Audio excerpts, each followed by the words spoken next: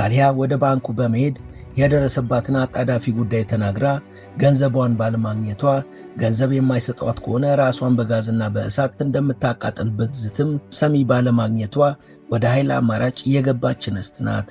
ሳሊያ ከሊባኖስ ቴሌቪዥን ጋር ባረገችው ቃለ ምልልስም ዋጋ ከፍዬ በባንኩ ያስቀመጥኩትን ገንዘብ ዛሬ ባለማግኘቴ ከማጣው በላይ ላጣ የምችለው ምንም ነገር ባለመኖሩ ነው ወደ ባንክ በመሄድ ማድረግ ያለብኝን ነገር ያደረኩት ብላለች። 2 days ago I went to see the bank's director and I begged him.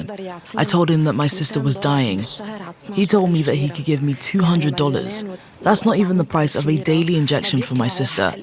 I was at a point where I was going to sell my kidney just so she could get better.